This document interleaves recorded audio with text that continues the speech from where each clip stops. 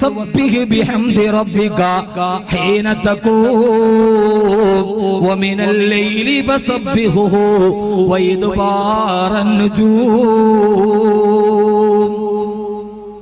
വസ്ബിർ ലിഹുക്മി, ഇനി ചെയ്യേണ്ടത് വസബ്ബിഹ് ബിഹംദി റബ്ബിക, തസ്ബീഹ് ദിക്ർ ചെല്ലണം. ഇത് ചുമ്മാ ഒന്നും നടക്കണ കാര്യമില്ല. ഒന്ന് ദിക്ർ ചെല്ലണം. അല്ലാഹു പറയാണ് മൂന്നാമത്തെ കാര്യം, വസബ്ബിഹ് ബിഹംദി റബ്ബിക, ഏത് സമയത്തും അല്ലാഹുവിനോട് നീ തസ്ബീഹ് ചെയ്യുക. ഹീന തഖൂം, നീ സുബഹി കഴിഞ്ഞേക്കുമ്പോ, നീ സുബഹി കഴിഞ്ഞാൽ ദിക്ർ ചെല്ലുക. സുബഹി കഴിഞ്ഞിട്ട് ദിക്ർ ചെല്ലുക. വമിനൽ ലൈലി, രാത്രിയിലും പടച്ചറപ്പിനോട് ദിക്ർ ചെയ്ത് ദുആ ചെയ്യുക. അല്ലാഹു സ്വീകരിക്കുമാറാകട്ടെ. ഇതൊക്കെ ഖുർആനാണ്. സുബഹി കഴിഞ്ഞ് ദിക്ർ ചെല്ലണം, ദിക്ർ ചെല്ലണം, ദിക്ർ ചെല്ലണം. ആരൊക്കെ എന്തൊക്കെ പറഞ്ഞാലും ദിക്ർ ചെല്ലാതെ ഒന്നും കഴിയില്ല. ദിക്റുകളും തസ്ബീഹുകളുമാണ് ജീവിതത്തിന്റെ ഉപാധി.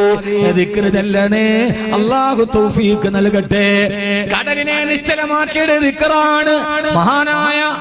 മഹാനായ ഉഖബത്ത് ബിൻ ആമിർ റളിയല്ലാഹു അൻഹുവിന്റെ നേതൃത്വത്തിൽ ഒരു സമൂഹത്തെ അല്ലാഹുവിന്റെ റസൂൽ ബഹ്റൈനിലേക്ക് ദഅവത്തിന് പറഞ്ഞു വിട്ടു. അവര് കടപ്പുറത്തെത്തി. കടക്കാൻ കപ്പലില്ല, വള്ളമില്ല, തോണിയില്ല. കുതിരപ്പുറത്ത് വന്ന സമൂഹത്തിന് മുമ്പിൽ കടൽ തിരമാല ആഞ്ഞെടുക്കുകയാണ്. ഉഖബത്ത് ബിൻ ആമിർ റളിയല്ലാഹു അൻഹു എന്ത് ചെയ്തെന്നറിയോ? അവര് രണ്ടുപേരും അവിടെ നിന്നിട്ട് സഹാബത്തിനോട് പറഞ്ഞു, നിങ്ങൾ അല്ലാഹുവിനോട് ദുആ ചെയ്യുക. അല്ലാഹുവിനോട് കരുണുരുകി ദുആ ചെയ്തു. കടലിന്റെ തിരമാലകൾ ആഞ്ഞെടുക്കുമ്പോ ഉഖബത്ത് ബിൻ ആമിർ റളിയല്ലാഹു അൻഹു ഒരൊറ്റ ദിക്റങ്ങ് ചൊല്ലി, അല്ലാഹുവേ യാ അലീമു യാ ഹലീം.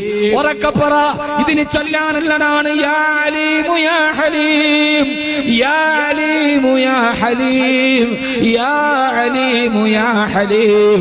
ഈ ദിക്റങ്ങ് ചൊല്ലേണ്ട താമസം ഉഖബ റളിയല്ലാഹു അൻഹു പറയാ, കുന്നാ ഫീ ബഹ്റൈൻ, ഞങ്ങളിപ്പോ ബഹ്റൈനിൽ എത്തിയിട്ടുണ്ടായിരുന്നു. അൽ മുഅ്ജിസത്തു വൽ കറാമയിൽ സംഭവമുണ്ട്. കടപ്പുറത്തിന്റെ ഇപ്പുറത്ത് നിന്ന് ദിക്ർ ചൊല്ലിയപ്പോ കുന്നാ ഫീ ബഹ്റൈൻ, ഞങ്ങൾ പിന്നീട് എത്തിയത് നിമിഷം കൊണ്ട് ഞങ്ങൾ ബഹ്റൈനിലെത്തി. കടല് കടന്നിട്ട് ബഹ്റൈനിലെത്തി.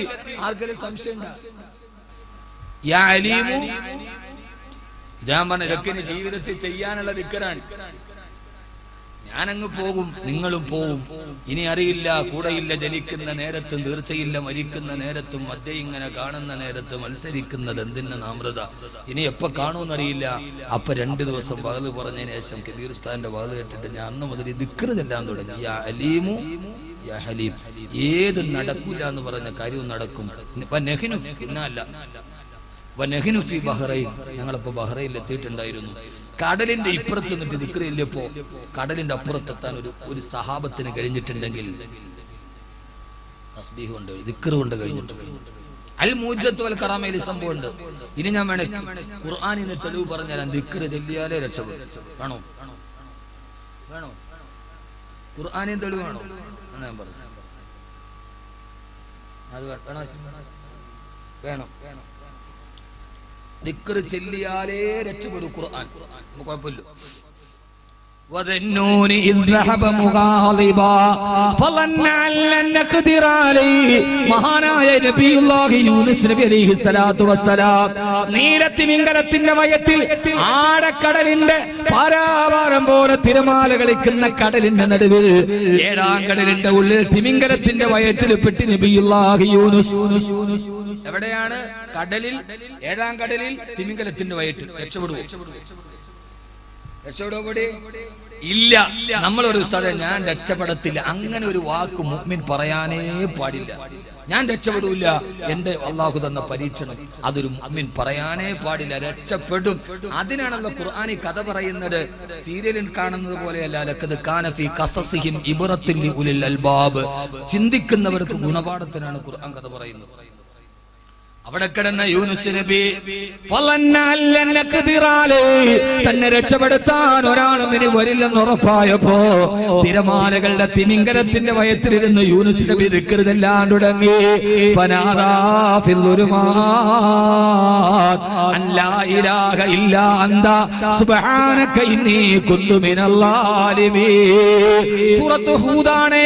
സൂറത്ത് ഹൂദാണ്. ആ തിമിംഗലത്തിന്റെ വയറ്റിലിരുന്ന് 40 ദിവസം ദിക്റ് ചൊല്ലി. ആ ദിക്റാണെന്ന് ഉറക്കെ പറയില്ല, ഇലാഹ ഇല്ല അന്ത സുബ്ഹാനക ഇന്നി കുന്തു മിനൽ ളാലിമീൻ. 40 ദിവസമായി അല്ലാഹു തിമിംഗലത്തോട് പറഞ്ഞ, തിമിംഗലമേ എന്റെ യൂനുസിനെ കൊണ്ടുപോയി വെളിയിലാക്കുക. തിമിംഗലം കടലിലേക്ക് നീന്തി വന്നു. കടൽ തീരത്തെത്തിയപ്പോ തിമിംഗലം ഛർദിച്ചു. യൂനുസ് നബി 40 ദിവസം വായുവും വെള്ളവും കടന്നതല്ലാത്ത സ്ഥലത്ത് നിന്നൊരു പോറലില്ലാതെ വെളിയിലേക്ക് വന്നു. ഇന്നും ഇസ്രയേലിന്റെ തലസ്ഥാനമായ ടെല്ലവീവ് നഗരത്തില് കടൽ തീരത്ത് ബീച്ചിൽ പോയാൽ അതിന്റെ തീരത്തൊരു പള്ളിയുണ്ട്. ആ പള്ളിയുടെ പേരാണ് മസ്ജിദ് യൂനുസ്. അവിടെയാണ് യൂനുസ് നബിയെ തിമിംഗലം കൊണ്ടുപോയിട്ടത്. ഇന്നും ആ ചരിത്രമുണ്ട്. ഇസ്രയേലിലെ ടെല്ലവീവിൽ ഞാൻ നേരിട്ട് കണ്ടതാണ്. ടെല്ലവീവിൽ ഒരു വിശാലമായ ബീച്ചുണ്ട്. അതിന്റെ കടൽക്കരയിൽ ഇന്നും ഒരു പള്ളിയുണ്ട്, മസ്ജിദ് യൂനുസ് എന്നാണ് അതിന്റെ പേരത്. അവിടെയാണ് യൂനുസ് നബിയെ തിമിംഗലം കൊണ്ടുപോയി ഛർദിച്ചിട്ടത്. യൂനുസ് നബി തിമിംഗലത്തിന്റെ വയറ്റിൽ കിടന്ന് എന്ത് ചൊല്ലി? ഈ ദുആയുടെ പേരാണ് സർവ്വ വിഷമവും മാറ്റുന്ന ദിക്ർ. ദുആഉൽ കർബ്, ഇത് അല്ലാഹുവിന്റെ പേരാണ്. ഫസ്തജബ്നാ ലഹു വനജൈനാഹു മിനൽ കർബിൽ അളീം. ഏത് പ്രശ്നം ഉണ്ടായാലും ഖുർആനിൽ യൂനുസ് നബി ചൊല്ലിയ ദിക്റാണ് നിങ്ങൾ ദിക്ർ ചൊല്ലിക്കൊള്ളി. അല്ലാഹു തൗഫീഖ് നൽകട്ടെ. യൂനുസ് നബിയെ വെളിയിലാക്കി. ഇനി ഈ സംഭവം പറയുന്നത് സൂറത്ത് ഹൂദിലാണ്. ഇനി നിങ്ങൾ സൂറത്ത് സാഫാത്തിലേക്ക് വരണം. അവിടെ അള്ളാഹു പറയാൻ, തിമിംഗലത്തിന്റെ വയറ്റിൽപ്പെട്ട യൂനുസ് നബി ആ വയറ്റിൽ കിടന്നിട്ട് ഞാൻ രക്ഷപ്പെടൂല എന്ന് പറഞ്ഞ് ഒരു ദിക്റും ചെല്ലാതെ നിരാശനായിട്ടിരുന്നിരുന്നെങ്കിൽ എന്തു പറ്റിയാനെ? فلولا أنه كان من المسبحين للبث في بطنه إلى يوم يبعثون. യൂനുസ് നബി ദിക്റിലല്ലാതെ അവിടെ നിരാശനായിട്ടിരുന്നെങ്കിൽ ഖിയാമത്ത് നാൾ വരെ തിമിംഗലത്തിന്റെ വയറ്റിന്റെ ഉള്ളിൽ കിടന്നേനെ. യൂനുസ് നബി ദിക്ർ ചെയ്തത് കൊണ്ടാണ് രക്ഷപ്പെടുത്തിയത്. അപ്പൊ ദിക്ർ ചൊല്ലിയാലേ സൂറത്ത് സാഫാത്ത് ഫലൗലാ അന്നഹു കാന മിനൽ മുസബ്ബിഹീൻ ലലബിസ ഫീ ബത്നിഹി ഇലാ യൗമി യബഅസ്. അതുകൊണ്ട് കൃത്യമായി ദിക്ർ ചൊല്ലുക. അല്ലാഹു നമുക്ക് തൗഫീഖ് നൽകട്ടെ. എപ്പോഴൊക്കെ സുബൈക്കും, ഞാൻ പറഞ്ഞ സമയം സുബൈക്കും മഗ്രിബിനും വമിനൽ ലൈലി, രാത്രിയിലും ഞാനൊരു വലിയ വജ്രായുധം നിങ്ങളുടെ കയ്യിൽ തരാം. അല്ലാഹു നമുക്ക് നമ്മുടെ വിഷയം എന്താ? പ്രതിസന്ധിയിൽ ഒന്ന് സഹകരിക്കും മനുഷ്യൻ, ഒന്ന് പുറക്കം പറയും. പ്രതിസന്ധികളിൽ തളരാതിരിക്കണമെങ്കിൽ എന്ത് ചെയ്യണം? മനക്കരുത്ത് അല്ലേ? ഞാൻ എന്റെ വിഷയം തീർത്തു. തളരാതിരിക്കണമെങ്കിൽ എന്ത് വേണം? മനക്കരുത്ത് വേണം. മനക്കരുത്ത് കിട്ടാൻ പോയി ഇങ്ങനെ ആർട്ട് ഓഫ് ലിവിംഗിൽ ഇരുന്നാലോ ചമ്രം പടിഞ്ഞിട്ട് ആളുകൾക്കൊക്കെ ഇപ്പൊ എന്താ യോഗ പഠിച്ചോ? അവിടെ പോയി 10 മിനിറ്റ് രാവിലെ ശ്വാസം മേപ്പോട്ട് എടുക്കുക, പിന്നെ അത് കീപ്പോട്ട് വന്നിട്ട് തീർന്നു. അങ്ങനെ ഇരിക്കുക. പച്ച പൊട്ടന്മാരെ, നിങ്ങൾക്ക് അറിയില്ലല്ലോ. രാവിലെ ഞാനൊക്കെ വാള് കഴിഞ്ഞിട്ട് മിക്കാറും വരിക രാവിലെ ആവും വീട്ടിലേക്ക് എത്തുമ്പോ. എറണാകുളം കൊല്ലം സ്ഥലത്തൊക്കെ നാഷണൽ ഹൈവേയുടെ സൈഡിൽ കൂടെ ആണും പെണ്ണും ഇങ്ങനെ ഓടണ കാണാം. 4 മണിക്ക് എഴുന്നേറ്റിട്ട് ഭർത്താവ് ഫ്രണ്ടില്, ഭർത്താവ് നല്ല ചാപ്പാടൊക്കെ തിന്ന് നല്ല കോഴി ഇവിടെ കൊണ്ടുവന്നല്ല. ഇപ്പൊ ഫുള്ളി അറേബ്യൻ കോഴിയാണ് എല്ലാവരും. ഫുള്ള് കോഴിയുടെ പേര് അറബി പേരാണ്. ചിക്കൻ അൽഫാം, ചിക്കൻ ഷവായ്, ചിക്കൻ മുഖാലഫത്തുൽ ഹവാദിസി, ചിക്കൻ ഖിയാമു ബിൻ നഫ്സ്, ഇങ്ങനെ പല സൈസ് കോഴി. ഇതൊക്കെ തിന്നിട്ട് കൊടവയറൊക്കെ ഇങ്ങനെ വീണ കൈ കെട്ടി അല്ലാഹു അക്ബർ ഇങ്ങനെ കെട്ടാൻ പറ്റും. അമ്മാതിരി വയറുമായിട്ട് ഭർത്താവ് പുറകില് നെയ്ക്കുമ്പളങ്ങാക്ക് കയ്യും കാലും വെച്ചമാതിരി ടാർബി പോരുള്ളമാതിരി ഭാര്യ പുറകെ. 2 പേര് ഓടുക. എന്താ വിഷയം? കൊളസ്ട്രോള്. ഡോക്ടർ പറഞ്ഞു, ഓടാൻ പറഞ്ഞു. അല്ലാഹുവിന്റെ റസൂല് പറഞ്ഞ രാവിലെ സുബഹിക്ക് നിങ്ങൾ മുനാഫിക്കിന് ഭാരമായ നിസ്കാരമാണ്. രാവിലെ സുബഹിക്ക് നടന്ന് പള്ളിയിൽ വരണേ. ലോകത്തിലെ ഏറ്റവും വലിയ വ്യായാമം ചെയ്യണേ.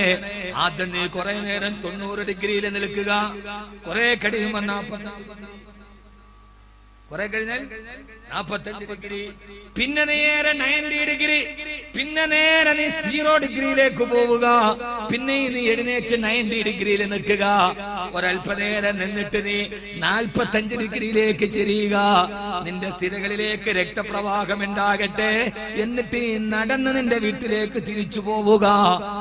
നിന്റെ ജീവിതത്തിന്റെ ആരോഗ്യത്തിനും നിന്റെ ആഖിറത്തിന്റെ വിജയത്തിനും ഇത് മുത്താണെന്ന് നബി മുഹമ്മദ് മുസ്തഫ. പറ്റില്ല. ചോറ്റുപാറയിൽ തൂക്കുവാലം വരെ നടക്കും.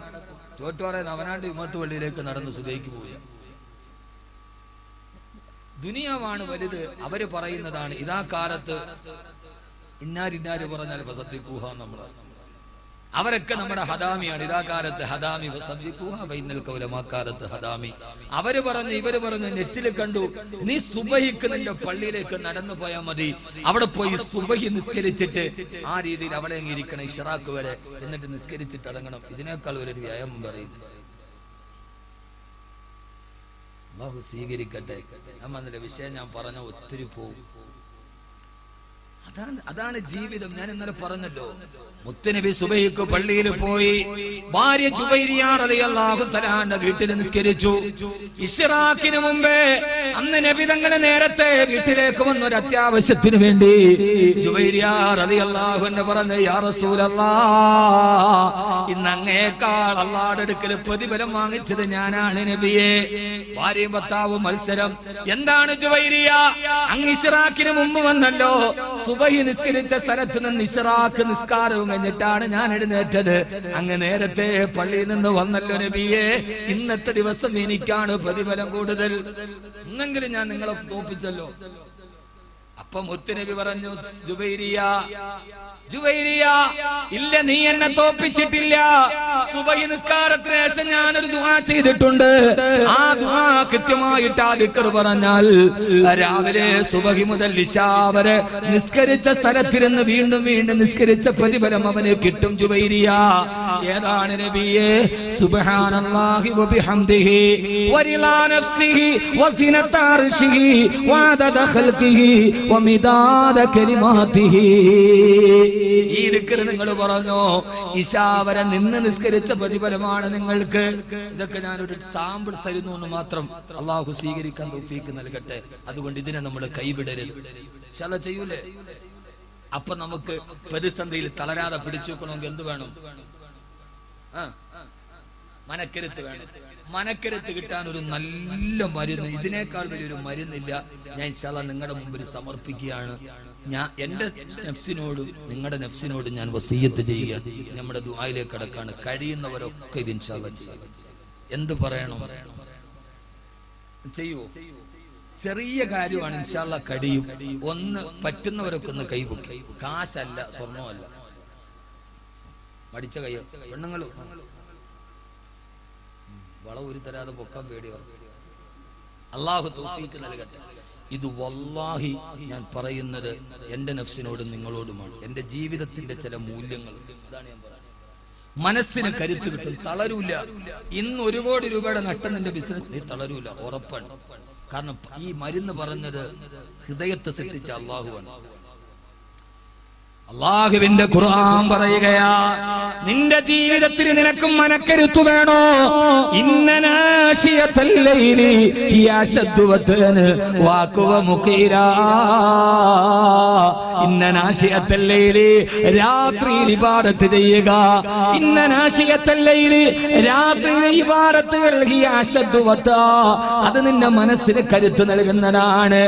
രാത്രിയിൽ മുടങ്ങാതെ തഹജ്ജുദ് നിസ്കരിക്കുക. രാത്രി നിസ്കാരം തഹജ്ജുദ് നിസ്കരിക്കുക. പാതിരാ സമയത്ത് എഴുന്നേറ്റ് നിന്ന് പടച്ച റബ്ബിനോട് തഹജ്ജുദ് നിസ്കരിച്ചിട്ട് ദുആ ചെയ്യുക. തഹജ്ജുദിന്റെ പ്രതിഫലം എന്താ? ഇന്നനാശിഅത്തുൽ ലൈലി യശദ്ദു വതാ. തഹജ്ജുദ് നിന്റെ മനസ്സിന് കരുത്ത് നൽകുമെന്ന് ഖുർആൻ. പകലിലെ നിസ്കാരം കൊണ്ട് വലിയ കഥയില്ല. കാരണം ഇന്നലക ഫിന്നഹാരി സബ്ഹന തവീല, പകല് നിനക്ക് ഭയങ്കര തിരക്കാൻ. ളുഹർ നിസ്കരിക്കാൻ കൈകെട്ടിയ പെട്ടെന്നോട് മുളക് വന്നിട്ടുണ്ടോ, ഏലം വന്നിട്ടുണ്ടോ, ആള് വന്നിട്ടുണ്ടോ? പകലിലെ നിസ്കാരം ഞാൻ ആരെ കുറ്റപ്പെടുത്താൻ വന്നല്ല കേട്ടോ. അല്ലാഹ് പറഞ്ഞാണ് ഇന്നലക ഫിന്നഹാരി സബ്ഹൻ തവീല, പകല് നിനക്ക് ഭയങ്കര തിരക്കാൻ. അള്ളാഹുമായിട്ട് അടുക്കാനുള്ള ഏറ്റവും പ്രധാനപ്പെട്ട ഒരു വഴി രാത്രിയിലെ ഇബാദത്താണ്. പകല് നമുക്ക് അള്ളാഹുമായിട്ട് അടുക്കാനേ പറ്റില്ല. തിരക്കൻ പടച്ചോന് വകലിന് പോണമല്ലോ, 8 മണിക്ക് അവിടെ എത്തണമല്ലോ, അസറും എല്ലാം കൂടെ ജമ്മാക്കിയ. പക്ഷെ രാത്രി സ്വകാര്യതയാണ്. നിന്റെ ഭാര്യയോട് പോലും നീ പറയരുത് കിടന്നിട്ട് സുബഹിക്ക് മുമ്പ് 4 മണിക്ക് എഴുന്നേൽക്കണം. ഭാര്യ കിടന്നുറങ്ങുമ്പോ മുസല്ല വിരിച്ചിട്ട് റബ്ബേ എന്റെ ഭാര്യ ഉറക്കാണ്, ഇപ്പൊ എഴുന്നേറ്റിരിക്കുന്നത് ഞാനും നീ മാത്രമാണ്. ഭാര്യയോട് പറയരുത് ഞാൻ തഹജ്ജുദ് എഴുന്നേൽക്കണം, രാത്രി കിടന്നിട്ട്. ഞാൻ എന്റെ ജീവിതത്തിന്റെ മൂല്യം നിങ്ങളോടും പറയും. എന്റെയൊക്കെ പകൽ ഉറക്കമാണ്, രാത്രി വാളുമാണ് ആകെ. പക്ഷെ ജീവിതത്തിൽ ഒരു വിജയം ഉണ്ടാവും. ഞാൻ എന്റെ ജീവിതത്തിന്റെ ഒരു നന്മയുടെ രഹസ്യം നിങ്ങളോട് പറയും. 2 രാത്രിയിലെ 4 റക്അത്ത് കൽബറിഞ്ഞ നിസ്കാരം, ആ നിസ്കാരത്തിനാണ് ജീവിതത്തിൽ ഒറ്റ മാറ്റം ഉണ്ടാക്കുന്നത്. ഭാര്യയോട് പറയരുത് രാത്രിയിൽ എഴുന്നേൽക്കണം, ഭർത്താവിനോട് പറയരുത് ഭാര്യ എഴുന്നേൽക്കണം. 2 പേരും പറയണം അല്ലാഹു എന്റെ ഭാര്യ ഉറക്കത്തിലാണ്, ഇപ്പൊ ഉറക്കമില്ലാത്തത് എനിക്ക് നിനക്ക് മാത്രമാണ്. നിനക്കുറക്കമില്ല അല്ലാഹുവേ, എനിക്ക് ഉറക്കമില്ല. എന്റെ കൽബ് ഞാൻ നിന്റെ മുമ്പിൽ തുറന്നിടാൻ. പടച്ചോനെ നീ ആട്ടി ഓടിച്ചാൽ പോകാൻ എനിക്ക് വേറെണ്ടവില്ല, നീ കരുണ ചെയ്താലല്ലാതെ എന്റെ സങ്കടം മാറില്ല അല്ലാഹുവേ എന്ന് കൽബ് തുറന്ന് നിന്റെ റബ്ബിനോട് നീ കണ്ണ് തുറന്ന് ദുആ ചെയ്ത് നിസ്കരിച്ചോളീൻ. നിന്റെ ഹൃദയത്തിന് അത് വലിയ മനക്കരുത്ത് നൽകും, ജീവിതത്തിൽ പിടിച്ചു നിൽക്കാൻ കഴിയും. അള്ളാഹു നമ്മളെ സ്വീകരിക്കുമാറാകട്ടെ, അള്ളാഹു നമ്മളെ സ്വീകരിക്കുമാറാകട്ടെ. അള്ളാഹു സുബ്ഹാനഹു വ തആല നമ്മെ എല്ലാവരെയും സ്വീകരിക്കുമാറാകട്ടെ. നാനാഭാഗത്തു നിന്നും തിരമാലകൾ ആഞ്ഞടിക്കുന്ന ഒരു മഹാസമുദ്രത്തിന്റെ നടുവിൽ ഉയർത്തപ്പെട്ട പർവ്വത ശിഖരത്തിന്റെ മുകളിലിരുന്ന് ഒരു സാത്വികനായ മനുഷ്യൻ 500 വർഷക്കാലം അള്ളാഹുവിനെ ഇബാദത്ത് ചെയ്തു അത്ര. മനുഷ്യ സംസർഗങ്ങളിൽ നിന്ന് ഒഴിഞ്ഞുമാറി, ദൈനംദിന ജീവിതത്തിൽ നിന്ന് ഒഴിഞ്ഞുമാറി, പുത്ര കളത്ര സംസർഗങ്ങളില്ലാതെ, ഭാര്യ മക്കളോടുപോലുള്ള സഹവാസം പോലും ഇല്ലാതെ, നാനാഭാഗത്തു നിന്നും തിരമാലകൾ കരയിലേക്ക് തലതല്ലി തിരിച്ചു പോകുന്ന മഹാസമുദ്രത്തിന്റെ ഒത്ത മധ്യത്തിൽ ഉയർത്തപ്പെട്ട പർവ്വതത്തിന്റെ മുകളിൽ ആ മനുഷ്യൻ 5 സംവത്സരക്കാലം 500 വർഷക്കാലം അള്ളാഹുവിന്റെ ആരാധനയിൽ മുഴുകി. എല്ലാവരിൽ നിന്ന് മാറി തന്റെ ഇബാദത്തിൽ മാത്രം മുഴുകിയ തന്റെ അടിമയുടെ സൗകര്യാർത്ഥം ആ അടിമ ഇരിക്കുന്നതിന്റെ സമീപത്തുകൂടി അള്ളാഹു ഒരു ചെറിയ അരുവിയെ ഒരുക്കി കൊടുക്കുകയും ആ അരുവിയുടെ തീരത്ത് രാവിലെയും വൈകുന്നേരവും ഓരോ റുമ്മാൻ പഴം മാത്രം കായ്ക്കുന്ന ഒരു റുമ്മാൻ വൃക്ഷത്തെയും അള്ളാഹു മുളപ്പിച്ചു കൊടുത്തു അത്ര. ആ അടിമയുടെ സൗകര്യാർത്ഥം തൊട്ടടുത്ത് ഈ കൈപ്പത്തിയുടെ വലിപ്പമുള്ള ഒരു കൊച്ചരുവിയും രാവിലെയും വൈകുന്നേരവും ഓരോ റുമ്മാൻ പഴം മാത്രം കായ്ക്കുന്ന ഒരു റുമ്മാൻ വൃക്ഷത്തെയും അള്ളാഹു മുളപ്പിച്ചു കൊടുത്തു. രാവിലെയും വൈകുന്നേരവും അരുവിയിൽ നിന്ന് ഒരു കുമ്പിള് വെള്ളവും ഒരു റുമ്മാൻ പഴവും മാത്രം കഴിച്ച് വൈകുന്നേരവും അതേ ആഹാരം കഴിച്ച് ഈ 2 ആഹാരം കഴിക്കുന്ന ഒരു കുമ്പിള് വെള്ളവും ഒരു റുമ്മാൻ പഴവും കഴിക്കുന്ന സമയമൊടിച്ചു ബാക്കി മുഴുവൻ സമയവും ഊണില്ലാതെ ഉറക്കമില്ലാതെ 500 വർഷക്കാലം ആ മനുഷ്യൻ പടച്ച തമ്പുരാന്റെ മുമ്പിൽ അള്ളാഹുവിന്റെ ഇബാദത്തിലും മാത്രമായി മുഴുകി. ആ ആരാധനയിൽ മുഴുകുമ്പോഴും അദ്ദേഹത്തിന്റെ മനസ്സിൽ 2 പ്രാർത്ഥനയാണ്. ഒന്ന്, അല്ലാഹുവേ ഒരു മനുഷ്യന്റെ സഹവാസം പോലും ഇല്ലാതെ, ഒരു പാപത്തെ കുറിച്ച് ചിന്തിക്കാതെ, എല്ലാവരിൽ നിന്ന് ഒഴിഞ്ഞു മാറി ഒരു പാപം പോലും ചെയ്യാതെ 500 വർഷമായി ഞാൻ ഈ പർവ്വതത്തിന്റെ മുകളിൽ സമുദ്രത്തിന്റെ നടുവിലിരിക്കുകയാണ്.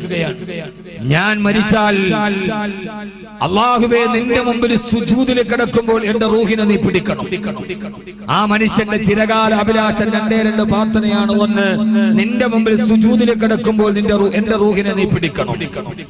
രണ്ടാമത്തെ ആഗ്രഹം, ഞാൻ മരിച്ചു കഴിഞ്ഞാൽ പാപം ചെയ്ത ഒരു മനുഷ്യന്റെ കരസ്പർശനം പോലും ഏക്കാത്ത രീതിയിൽ പരലോകത്ത് നീ എന്നെ ഹാജരാക്കണം. ഞാനൊരു പാപം ചെയ്തിട്ടില്ല, എന്റെ മയ്യത്തിൽ പോലും പാപം ചെയ്ത ഒരു മനുഷ്യൻ മനുഷ്യൻ തൊട്ടന്റെ മയ്യത്ത് പോലും പാപിയായ ഒരാൾ തൊടാത്ത സ്പർശിക്കാത്ത അവസ്ഥയിൽ നിന്റെ പരലോകത്ത് നീ എന്നെ ഹാജരാക്കണം.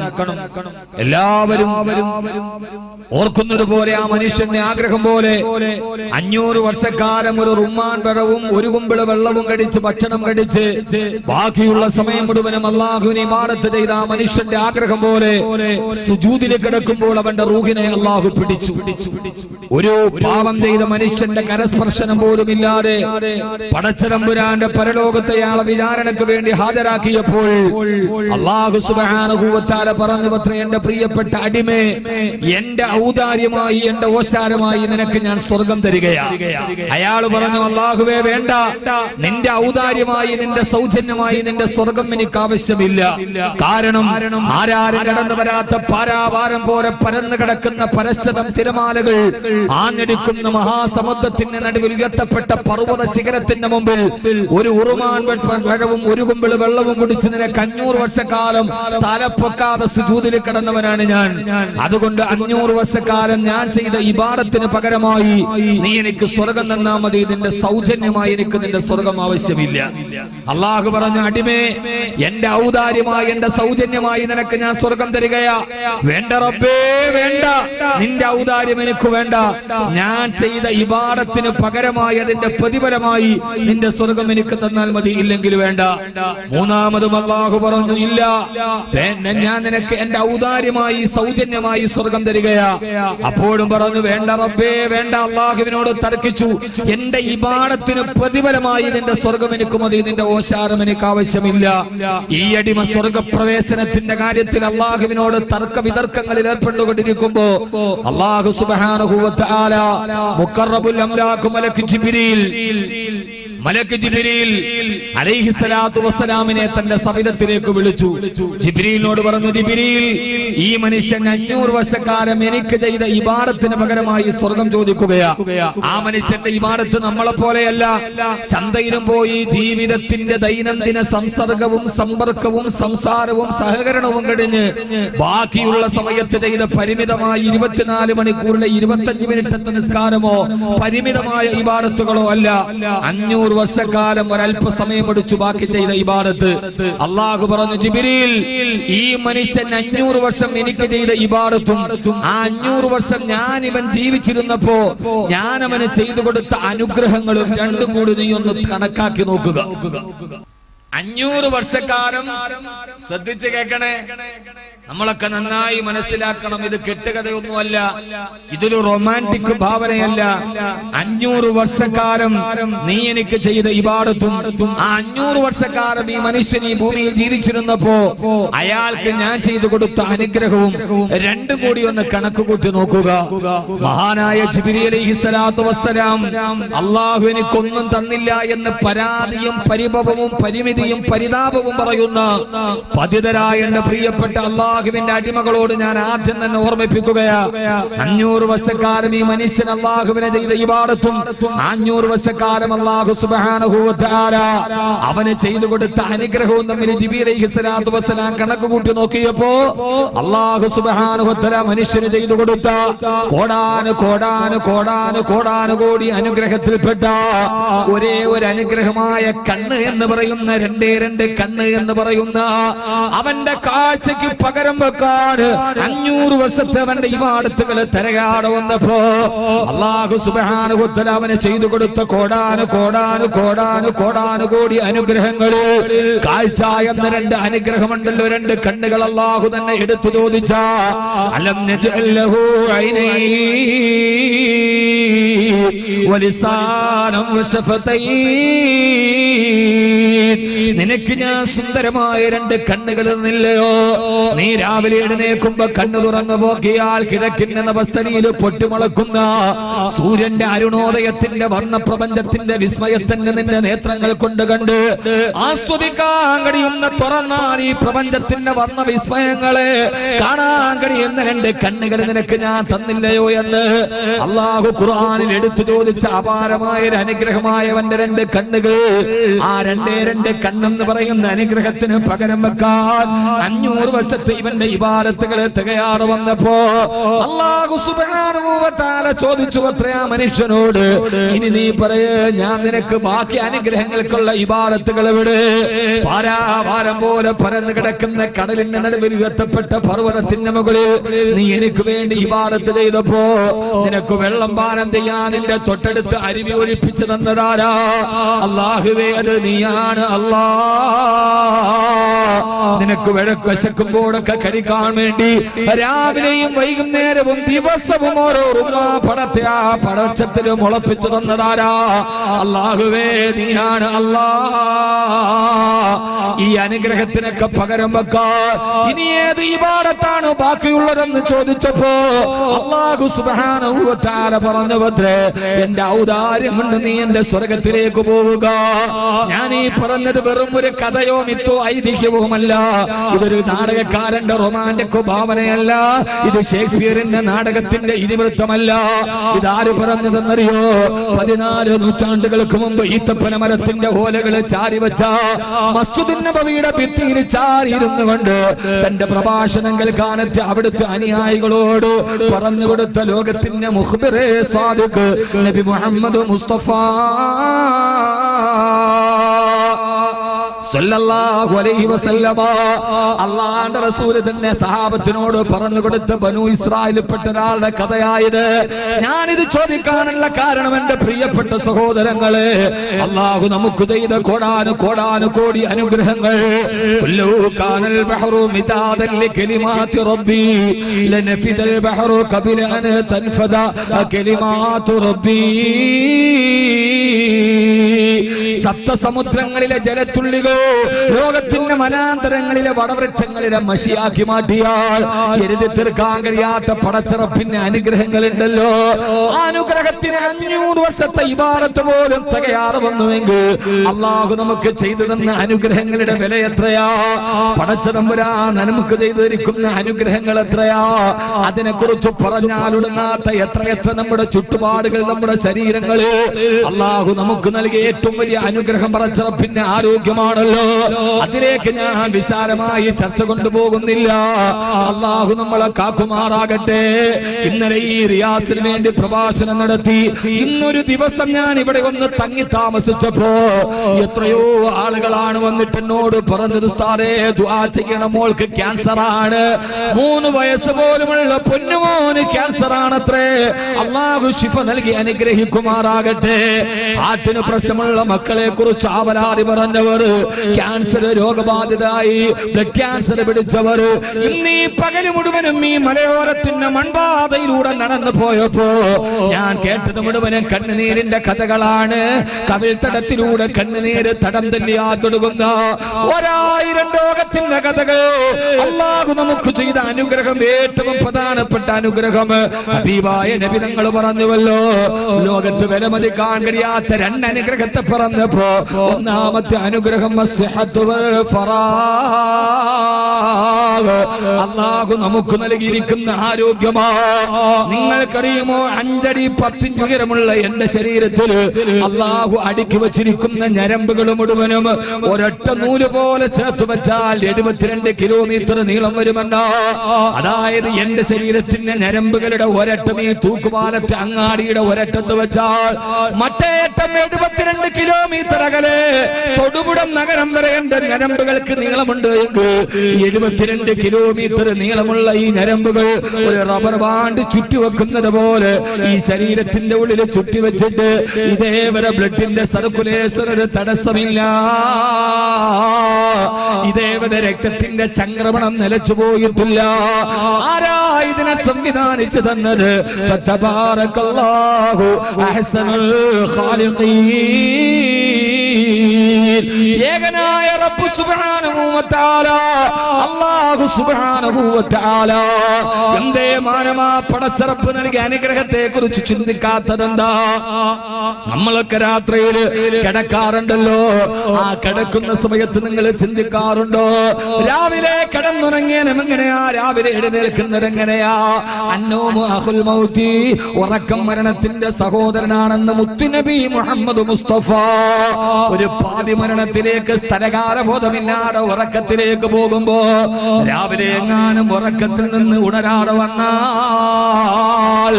ഉറങ്ങുന്നവനെ ഉണർത്തുന്നതാരാ? നമ്മുടെ ശരീരത്തിന് വല്ലാതെ ചൂട് വരുമ്പോ ശരീരത്തിൽ നിന്ന് വിയർപ്പിനെ വെളിയിലോട്ട് കളയുന്നതാരാ? നമ്മുടെ ശരീരം വല്ലാതെ ചൂട് പിടിക്കുമ്പോ വിയർപ്പ് വെളിയിലോട്ട് പോയില്ലെങ്കിൽ ശരീരം ചൂട് പിടിച്ചിട്ട് ആളപായം പോലെ സംഭവിക്കാം. എങ്ങനെയാ വിയർപ്പുണ്ടാവുക? ഇതിനെല്ലാം ക്രമീകരിക്കുന്ന ഒരു റിമോട്ട് കൺട്രോൾ നമ്മുടെ ശരീരത്തിലുണ്ട്. നമ്മുടെ തലച്ചോറിന്റെ, അതായത് സെറിബ്രല്ലത്തിന്റെ വലതുഭാഗത്തായി 4 ഗ്രാം തൂക്കമുള്ള ഒരു ഉണക്കമുന്തിരിയുടെ വലിപ്പമുള്ള 4 ഗ്രാം തൂക്കമുള്ള ഒരു ഉണക്കമുന്തിരിയുടെ വലിപ്പമുള്ള ഹൈപ്പോതലാമസ് എന്ന പേരുള്ള ഒരു അവയവമുണ്ട്. ആ അവയവമാണ് നമ്മുടെ ശരീരത്തെ നിയന്ത്രിച്ചു കൊണ്ടിരിക്കുക. 6 അടിയുള്ള എന്നെയും ഇവിടെ ഇരിക്കുന്ന ഓരോ ആണിന്റെയും പെണ്ണിന്റെയും ശരീരത്തിൽ 4 ഗ്രാം മാത്രം തൂക്കമുള്ള ഒരു ഉണക്കമുന്തിരിയുടെ വലിപ്പമുള്ള അവയവമെങ്ങാനും ചലിക്കാതെ പോയാൽ നാളെ തൂക്കുപാലം പള്ളിയുടെ മിനാരത്തിൽ നിന്റെ മരണവാർത്തയാ കേൾക്കുക.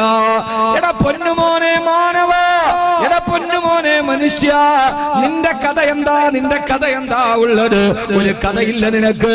6 അടിയാണെങ്കിലും 10 അടിയാണെങ്കിലും നെഞ്ചും വിരിച്ചുകൊണ്ട് പള്ളിപ്പറമ്പിന്റെ മുകളിലൂടെ നടന്നു പോകുമ്പോ 4 ഗ്രാം തൂക്കമുള്ള ഒരു ചെറിയ ചിപ്പിന്റെ വലിപ്പത്തിലാ അതെങ്ങാനും നിന്നുപോയാ പിന്നെ നമ്മുടെയൊക്കെ ജീവിതത്തിന്റെ അവസ്ഥ എന്താ? നമ്മൾ ആരാന്ന് പറഞ്ഞിട്ട് കാര്യമെന്താ? അതുകൊണ്ടാണ് ശുജായി ചോദിച്ചത്, ഫൊട്ടാനി മുണ്ടുള്ളി ഫിഞ്ചോരെ കട്ട പിന്നീന്ന് കാഷ്ടം ചുമന്നോരു കൊട്ട റൂഹൊന്ന് വിട്ടാൽ ചത്ത ചകമല്ല ഫൊട്ട പറനിന്റുടൽക്കെന്ത് ബഹുമാനം ഫൊട്ട.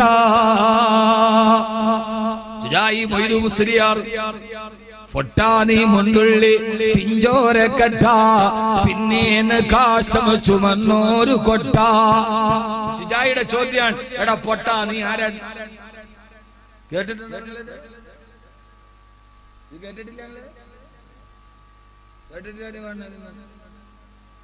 പണ്ടത്തെ ഉമ്മമാരൊക്കെ പാടും. നമ്മുടെ ഉമ്മമാരോട് ചോദിച്ചറിയാം.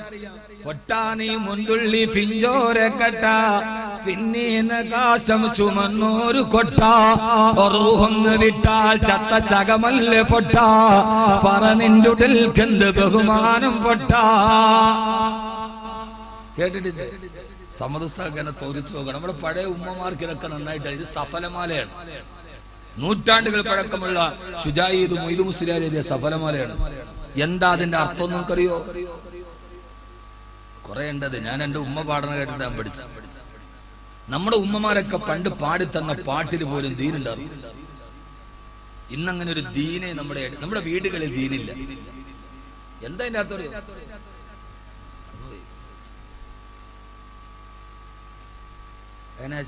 തലനാടുകാർക്കൊക്കെ അറിയാം. പേട്ടക്കാരാണൊക്കെ നന്നായിട്ട് പാടുക സഫലമാലയൊക്കെ. പഴയ സഫലമാല ആ കിതാബ് മറിക്കുന്നതന്നെ ഇങ്ങനെയല്ല, മേലോട്ടാണ്. എന്താ അതിന്റെ ബാക്കി അറിയാം? പണ്ടങ്ങാണ് പഠിച്ച മറന്നു. പകൽ കണ്ണടച്ചാൽ ഇരുളാമ ഫൊട്ട പന്തം തെളിച്ചാൽ ഫജ്റാമ ഫൊട്ട നട്ടാൽ ഫുൾ നെല്ല് വിളയുമ ഫൊട്ട നാരായം വിട്ടാസു ചുറ്റുമ ഫൊട്ട അകക്കൺ തുറന്നൊന്നു നോക്കിക്കെ മൂടാ ഉത്സാരമോ താൽ ഉറങ്ങാമോ കേടാ അകക്കുൾ തുറക്കുൾ അടക്കല്ലേ മാടാ മൂടിട്ട ചെപ്പിൽ മുത്തുണ്ട് കേടാ. എടാ പച്ചപ്പൊട്ട, നിങ്ങളല്ലാട്ടാ അങ്ങനെ കരുതരുത്. ഇയാളിപ്പോ വലിയ ആളായിട്ടോ നമ്മളെ വിളിക്കുക. എടാ പച്ചപ്പൊട്ട, നീ ആരാണ് ഇങ്ങനെ നെഞ്ചും വിരിച്ച് നടക്കാൻ? ഏത് വരെയാണ് നെഞ്ചും വിരിച്ച് നീ ഇങ്ങനെ നടക്കുക? പൊട്ടാ നീ മുന്തുള്ളി ഫിഞ്ചോരക്കട്ട വാപ്പാന്റെ മുതുകിൽ നിന്ന് വന്ന ആര് കണ്ടാല് തൊടാനിറക്കുന്ന കണ്ടാലുടനെ തുടച്ചു മാറ്റാൻ വ്യഗ്രത കാണിക്കുന്ന ഒരു ഇന്ദ്രിയത്തുള്ളിൽ നിന്ന് പിറന്നവനല്ലേടാ നീ. നിന്റെ പിറവി അത്ര നല്ല സാധനത്തിൽ നിന്നല്ല. നീ പിറന്നത് ആര് കണ്ടാലും തൊടാനിറക്കുന്ന ഒരു സാധനത്തിൽ നിന്നാണ്. ഇപ്പൊ നീ അങ്ങനെ ജയിച്ച് ഇപ്പൊ നീ അതൊക്കെ ആയി നല്ല കതറും നല്ല വെള്ളം മുണ്ടും ഒക്കെ ഉടുത്തിട്ട് നടക്കുമ്പോ നീ വിചാരിക്കും നീ വലിയ ആളാൻ. എടാ ഇപ്പൊ നീ ആരാ? പിന്നീന്ന് കാഷ്ടം ചുമന്ന ഒരു കൊട്ട, കുറെ കാട്ടവും ചുമന്നുകൊണ്ട് നടക്കുന്ന ഒരുമാതിരി മൊബൈൽ ടോയ്ലറ്റ് ആണ് നീ. അതിനപ്പുറത്തേക്ക് നീ ഒന്നുമല്ല. ഇപ്പൊ നീ ആരാ? ഈ 6 അടി ശരീരത്തിന്റെ ഉള്ളിൽ എന്താ? ഒന്നുമില്ല. വെറും കാട്ടം ചുമന്നുകൊണ്ട് നടക്കുന്ന ഖാന, പീന, സോന, ഹഗ്ന, അതിനപ്പുറത്തേക്കൊന്നുമില്ല. ഈ കാട്ടവും ചുമന്നുകൊണ്ട് നടക്കുന്ന വെറും ഒരു മൊബൈൽ ടോയ്ലറ്റ് ആണ്. നീ അതിനപ്പുറത്തോട്ടൊന്നുമില്ല. ഇത് തീർന്നാൽ എന്താ ഉള്ളത്? ശുജായിയുടെ ചോദ്യമാണ്, നീ ആരാ ഇങ്ങനെ നെഞ്ചു പിരിച്ചടക്കാൻ? ആരുമല്ല, വെറും ഒരു കാട്ടം ചുമക്കുന്ന ടോയ്ലറ്റ് ആണ് നീ. കഴിക്കുക, കാഷ്ടിക്കുക, അതിനപ്പുറത്തേക്കൊന്നുമില്ല. അവസാന ശുജായി ചോദിക്കുകയാ, റൂഹൊന്നു വിട്ടാൽ ചത്ത ചകമല്ലേ ഫൊട്ട, പറ നിന്റെ ഉടൽക്കെന്ത് ബഹുമാനം ഫൊട്ട. നിന്റെ ഈ ശരീരത്തിൽ നിന്ന് ഈ ആത്മാവ് വിട പറഞ്ഞു പോയാൽ, നിന്റെ ശരീരത്തിൽ നിന്ന് റൂഹ് വിട പറഞ്ഞു പോയാൽ, വീടിന്റെ ഉമ്മറപ്പടിയില് മലത്തി കിടത്തിയിട്ട് വെള്ളത്തുണിയിട്ട് നിന്നെ മൂടിക്കഴിഞ്ഞാൽ പിന്നെ നിന്നെ ആരാണ് ബഹുമാനമുള്ളത്? പറ നിന്റെ ഉടൽക്കെന്ത് ബഹുമാനം ഫൊട്ട. പിന്നെ നിന്നെ ആരാണ് ബഹുമാനിക്കാനുള്ളത്? നീ രാഷ്ട്രീയ പാർട്ടിയുടെ നേതാവായിരുന്നുവെങ്കിൽ, സമുദായത്തിന്റെ നേതാവായിരുന്നുവെങ്കിൽ, നീ പ്രഭാഷകനായിരുന്നെങ്കിൽ നിന്നെ ബഹുമാനിക്കാൻ 10,000-ങ്ങളുണ്ട്. പക്ഷേ ഈ ശരീരത്തിൽ നിന്ന് റൂഹ് പോയാൽ, ഈ ശരീരത്തിന്റെ ചലനം നിലച്ചിട്ട് 6 മണിലേക്ക് പോകാൻ നീ കാത്തു കിടക്കുമ്പോ പിന്നെ നിന്നെ പരിശോധിക്കാൻ, പിന്നെ നിന്നെ ബഹുമാനിക്കാൻ ആരാണുള്ളത്? ഈ റൂഹല്ലേ നിന്റെ ജീവിതത്തിന്റെ ജീവനാട്. അതുകൊണ്ട് ശുജായി ചോദിക്കുകയാ, എന്റെ പ്രിയപ്പെട്ട സഹോദരങ്ങളോട്, സഹോദരിമാരോട്, ഈ ശരീരത്തിൽ നിന്ന് റൂഹ് പോയാ പിന്നെ നമ്മൾ ഈ ദുനിയാവിൽ ആരുമല്ല എന്നിരിക്കെ 4 ഗ്രാം തൂക്കമുള്ള ഒരു ഹൈപ്പോതലാമസിന്റെ പിൻബലത്തിലാ റബ്ബ് നമ്മളെ ജീവിപ്പിക്കുക. എന്തേ സഹോദരങ്ങള്, അല്ലാഹുവിന്റെ അനുഗ്രഹങ്ങളെ തിരിച്ചറിയുന്നില്ല? ഞാൻ എന്റെ പ്രസംഗത്തിന്റെ മർമ്മപ്രധാനമായ ഭാഗത്തേക്ക് പോവുകയാ. റഹ്മാനായ റബ്ബ് നമ്മുടെ ഈ ശരീരത്തിൽ പോലും ഈ ചെറിയ അത്ഭുതങ്ങൾ വെച്ച് ഈ അനുഗ്രഹത്തിന്റെ മുകളിലൂടെ നമ്മൾ നടന്നു പോകുമ്പോ അല്ലാഹുവിന്റെ അനുഗ്രഹത്തിന് നന്ദിയായി നമ്മൾ ആരെങ്കിലും പറയാറുണ്ടോ? അൽഹംദുലില്ലാഹ്, അൽഹംദുലില്ലാഹ്, സർവസ്തുതിയും നിനക്കാണ് അല്ലാഹ്. ആരാ ജീവിതത്തിൽ അൽഹംദുലില്ലാഹ് എന്ന് പറയാ? ഏത് സമയത്തും പരാതികളും പരിഭവങ്ങളും പറയലുമല്ലാതെ എനിക്കെന്റെ റബ്ബ് ഇത് തന്നല്ലോ, എനിക്കെന്റെ റബ്ബ് ഇത്ര അനുഗ്രഹം തന്നല്ലോ എന്ന് വിചാരിച്ചിട്ട് ജീവിതത്തിൽ എപ്പോഴും അൽഹംദുലില്ലാഹ്, സർവസ്തുതിയും നിനക്കാണ് തമ്പുരാനെ. അല്ലാഹുവിനെ ഏറ്റവും ഇഷ്ടപ്പെട്ട വാക്കാണ് അൽഹംദുലില്ലാഹ്. അല്ലാഹു ഒരു അനുഗ്രഹം ചെയ്തിട്ട് അനുഗ്രഹത്തിനൊരു അടിമ നന്ദി രേഖപ്പെടുത്തിയാൽ അതാണ് നിന്റെ തമ്പുരാനെ ഏറ്റവും ഇഷ്ടപ്പെട്ട വാക്കെന്ന് ഹബീബായ നബി മുഹമ്മദ് മുസ്തഫ സല്ലല്ലാഹു അലൈഹി വസല്ലം ഒരടിമയുടെ നാവിൽ നിന്ന് അല്ലാഹുവിനെ സന്തോഷിപ്പിക്കുന്ന ഏറ്റവും പ്രധാനപ്പെട്ട വാക്ക് അൽഹംദുലില്ലാഹ്.